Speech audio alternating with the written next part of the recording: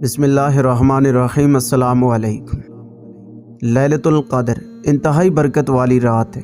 اس کو لیلۃ القدر اس لیے کہتے ہیں کہ اس میں سال بھر کے احکام نافذ کیے جاتے ہیں اور فرشتوں کو سال بھر کے کاموں اور خدمات پر مامور کیا جاتا ہے۔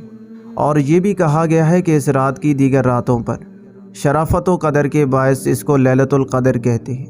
اور یہ بھی منقول ہے کہ چونکہ اس شب میں نیک اعمال مقبول ہوتی ہیں اور بارگاہ الہی میں ان کی قدر کی جاتی ہے، اس لیے اس کو لیلۃ القدر کہتے ہیں۔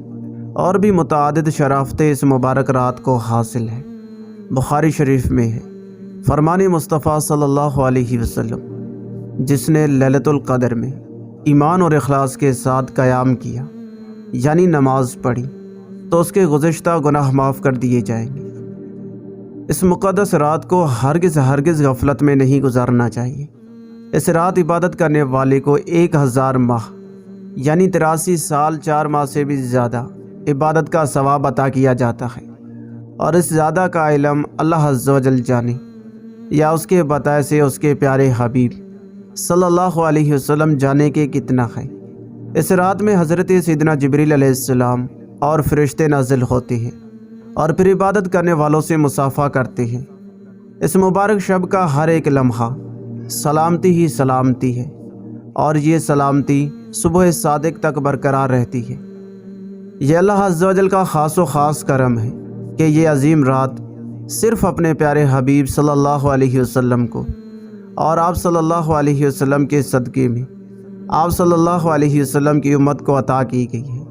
اللہ عز و جل قرآن پاک میں ارشاد فرماتا ہے، ترجمہ کنز الایمان، اللہ کے نام سے شروع جو نہایت مہربان رحم والا ہے۔ بے شک ہم نے اسے شب قدر میں اتارا اور تم نے کیا جانا کیا شب قدر؟ شب قدر 1000 مہینوں سے بہتر۔ اس میں فرشتے اور جبریل اترتے ہیں اپنے رب کے حکم سے، ہر کام کے لیے وہ سلامتی ہے صبح چمکنے تک۔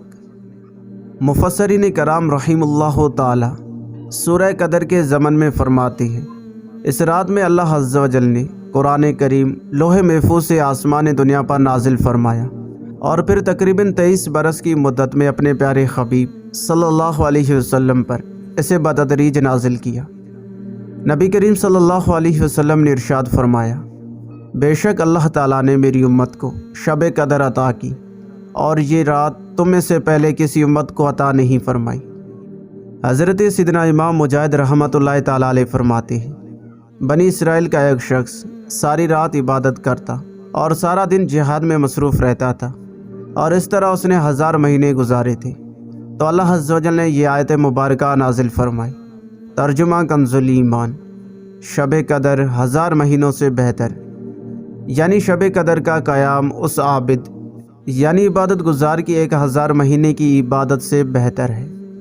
اور تفسیر عزیزی میں ہے، حضرت صحابہ کرام علیہم رضوان نے جب حضرت شمعون رحمۃ اللہ تعالیٰ علیہ کی عبادات و جہاد کا تذکرہ سنا تو انہیں حضرت شمعون رحمۃ اللہ تعالیٰ علیہ پر بڑا رشک آیا اور حضور نبی کریم صلی اللہ علیہ وسلم کی خدمت بابرکت میں عرض کیا، یا رسول اللہ صلی اللہ علیہ وسلم، ہمیں تو بہت تھوڑی عمریں ملی ہیں، اس میں بھی کچھ حصہ نیند میں گزرتا ہے تو کچھ طلب معاش میں، کھانے پکانے میں اور دیگر امور دنیاوی میں بھی کچھ وقت صرف ہو جاتا ہے، لہٰذا ہم تو حضرت شمعون رحمۃ اللہ تعالیٰ علیہ کی طرح عبادت کر ہی نہیں سکتے، یوں بنی اسرائیل ہم سے عبادت میں بڑھ جائیں گے۔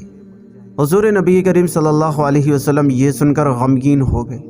اسی وقت حضرت سیدنا جبریل علیہ السلام حاضر خدمت بابرکت ہو گئے اور تسلی دی گئی کہ پیارے حبیب صلی اللہ علیہ وسلم رنجیدہ نہ ہو، آپ صلی اللہ علیہ وسلم کی امت کو ہم نے ہر سال میں ایک ایسی رات عنایت فرما دی کہ اگر وہ اس رات میں عبادت کریں گے تو حضرت شمعون رحمۃ اللہ تعالیٰ علیہ کی 1000 ماہ کی عبادت سے بھی بڑھ جائیں گی۔ حضرت سیدنا انس بن مالک رضی اللہ تعالیٰ عنہ فرماتے ہیں، ایک بار جب ماہ رمضان تشریف لایا تو نبی کریم صلی اللہ علیہ وسلم نے فرمایا، تمہارے پاس یہ مہینہ آیا ہے جس میں ایک رات ایسی بھی ہے جو 1000 مہینوں سے بہتر ہے۔ جو شخص اس رات سے محروم رہ گیا گویا تمام کی تمام بھلائی سے محروم رہ گیا اور اس کی بھلائی سے محروم نہیں رہتا۔ مگر وہ شخص جو حقیقتاً محروم ہے۔ ایک فرمان مصطفیٰ صلی اللہ علیہ وسلم کا حصہ ہے، جب شب قدر آتی ہے تو حکم الہی سے جبریل علیہ السلام ایک سبز جھنڈا لیے فرشتوں کی بہت بڑی فوج کے ساتھ زمین پر نزول فرماتے ہیں، اور وہ سبز جھنڈا کعبہ معظمہ پر لہرا دیتے ہیں۔ جبریل علیہ السلام کے 100 بازو ہیں، جن میں 2 بازو صرف اسی رات کھلتے ہیں۔ وہ بازو مشرق و مغرب میں پھیل جاتے ہیں۔ پھر حضرت جبریل علیہ السلام فرشتوں کو حکم دیتے ہیں کہ جو کوئی مسلمان آج رات قیام، نماز یا ذکر اللہ عز و جل میں مشغول ہے، اسے سلام و مصافحہ کرو، نیز اس کی دعاؤں پر آمین بھی کہو۔ چنانچہ صبح تک یہی سلسلہ رہتا ہے۔ صبح ہونے پر جبریل علیہ السلام فرشتوں کو واپسی کا حکم دیتے ہیں۔ فرشتے عرض کرتے ہیں، اے جبریل علیہ السلام، اللہ عز و جل نے امت محمدیہ کی حاجتوں کے بارے میں کیا معاملہ فرمایا؟ حضرت جبریل علیہ السلام فرماتے ہیں، اللہ عز و جل نے ان لوگوں پر خصوصی نظر کرم فرمائی اور 4 قسم کے لوگوں کے علاوہ سب کو معاف فرما دیا۔ صحابہ کرام نے عرض کیا، یا رسول اللہ صلی اللہ علیہ وسلم، وہ 4 قسم کے لوگ کون ہیں؟ ارشاد فرمایا، ایک تو عادی شرابی، دوسرے والدین کے نافرمان، تیسرے قطع رحمی کرنے والے یعنی رشتہ داروں سے تعلقات توڑنے والے، اور چوتھے وہ لوگ جو آپس میں عداوت رکھتے ہیں اور آپس میں قطعاً تعلق کرنے والے۔ حضرت سیدنا عبادہ بن صامت رضی اللہ تعالیٰ عنہ سے روایت ہے کہ رسول اللہ صلی اللہ علیہ وسلم باہر تشریف لائے تاکہ ہم کو شب قدر کے بارے میں بتائیں کہ کس رات میں ہے۔ 2 مسلمان آپس میں جھگڑ رہے تھے۔ آپ صلی اللہ علیہ وسلم نے ارشاد فرمایا، میں اس لیے آیا تھا کہ تمہیں شب قدر بتاؤں، لیکن فلاں شخص سے جھگڑ رہے تھے، اس لیے اس کا تعین اٹھا لیا گیا، اور ممکن ہے اسی میں تمہاری بہتری ہو۔ اب اس کو آخری عشرے کی 9ویں، 7ویں اور 5ویں راتوں میں ڈھونڈو۔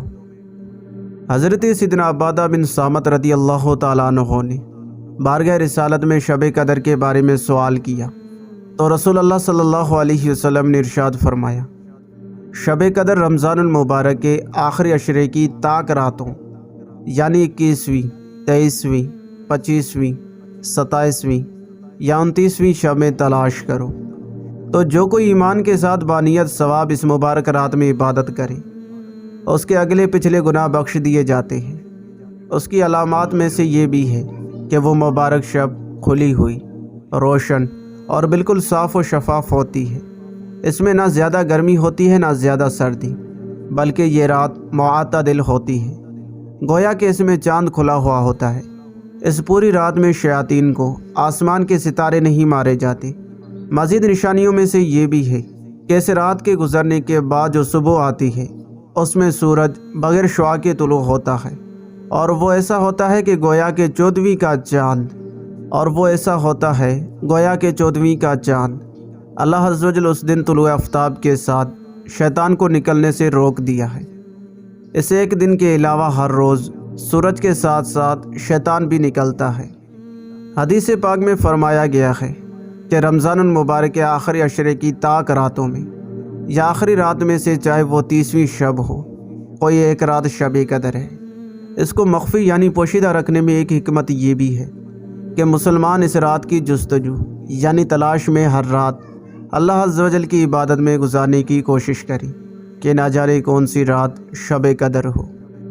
حضرت سیدنا عثمان بن ابی عاص رضی اللہ تعالیٰ عنہ کے غلام نے ان سے عرض کی، اے آقا، مجھے کشتی بانی کرتے ایک عرصہ گزرا، میں نے سمندر کے پانی میں ایک ایسی عجیب بات محسوس کی۔ پوچھا، وہ عجیب بات کیا ہے؟ عرض کی، اے میرے آقا، ہر سال ایک ایسی رات بھی آتی ہے کہ جس میں سمندر کا پانی میٹھا ہو جاتا ہے۔ آپ رضی اللہ تعالیٰ عنہ نے غلام سے فرمایا، اس بار خیال رکھنا، جیسی رات میں پانی میٹھا ہو جائے مجھے مطلع کرنا۔ جب رمضان کی 27ویں رات آئی تو غلام نے آقا سے عرض کی کہ آقا، آج سمندر کا پانی میٹھا ہو چکا ہے۔ دوستو، شب قدر کی متعدد علامات کا ذکر گزرا۔ ہمارے ذہن میں یہ سوال ابھر سکتا ہے کہ ہماری عمر کے کافی سال گزرے، ہر سال شب قدر آتی اور تشریف لے جاتی ہے، مگر ہمیں تو اب تک اس کی علامات نظر نہیں آئی۔ اس کے جواب میں علماء کرام فرماتے ہیں، ان باتوں کا تعلق کشف و کرامت سے ہے۔ انہیں عام آدمی نہیں دیکھ سکتا، صرف وہی دیکھ سکتا ہے جس کو بصیرت یعنی قلبی نظر کی نعمت حاصل ہو۔ ہر وقت گناہوں کی نجاست میں لت پت رہنے والا گناہگار انسان ان نظاروں کو کیسے دیکھ سکتا ہے؟ ام المومنین حضرت سیدتنا عائشہ صدیقہ رضی اللہ تعالیٰ عنہ سے روایت ہے، نبی کریم صلی اللہ علیہ وسلم نے ارشاد فرمایا، شب قدر رمضان المبارک کے آخری عشرے کی طاق راتوں یعنی 21ویں، 23ویں، 25ویں، 27ویں اور 29ویں راتوں میں تلاش کرو۔ حضرت سیدنا عبداللہ ابن عمر رضی اللہ تعالیٰ عنہما روایت کرتے ہیں، حضور نبی اکرم صلی اللہ علیہ وسلم کے بعد صحابہ کرام کو خواب میں آخری 7 راتوں میں شب قدر دکھائی گئی۔ آپ صلی اللہ علیہ وسلم نے ارشاد فرمایا، میں دیکھتا ہوں کہ تمہارے خواب آخری 7 راتوں میں متفق ہو گئے ہیں، اس لیے اس کا تلاش کرنے والا اسے آخری 7 راتوں میں تلاش کرے۔ ام المومنین حضرت سیدتنا عائشہ صدیقہ رضی اللہ تعالیٰ عنہا روایت فرماتی ہے، میں نے بارگاہ رسالت صلی اللہ علیہ وسلم میں عرض کی، یا رسول اللہ صلی اللہ علیہ وسلم، اگر مجھے شب قدر کا علم ہو جائے تو کیا پڑھوں؟ فرمایا، اس طرح دعا مانگو، اے اللہ عز و جل، بے شک تو معاف فرمانے والا ہے اور معافی دینا پسند کرتا ہے، لہٰذا مجھے معاف فرما دے۔ دوستو، کاش ہم روزانہ رات یہ دعا کم از کم ایک بار ہی پڑھ لیا کریں کہ کبھی تو شب قدر نصیب ہو جائے گی، اور 27 شب تو یہ دعا 12 پڑھنی چاہیے۔ حضرت سیدنا اسماعیل حقی رحمۃ اللہ تعالیٰ علیہ تفسیر روح البیان میں یہ روایت نقل کرتے ہیں، جو شب قدر میں اخلاص نیت سے نوافل پڑھے گا اس کے اگلے پچھلے گناہ معاف ہو جائیں گے۔ حضور نبی کریم صلی اللہ علیہ وسلم جب رمضان المبارک کے آخری 10 دن آتے تو عبادت پر کمر باندھ لیتے، ان میں راتیں جاگا کرتے اور اپنے اہل کو جگایا کرتے۔ اے ہمارے پیارے پیارے اللہ عز و جل، اپنے پیارے حبیب صلی اللہ علیہ وسلم کے توفیل ہم گناہگاروں کو لیلۃ القدر کی برکتوں سے مالا مال کر اور زیادہ سے زیادہ اپنی عبادت کی توفیق مرحمت فرما، آمین۔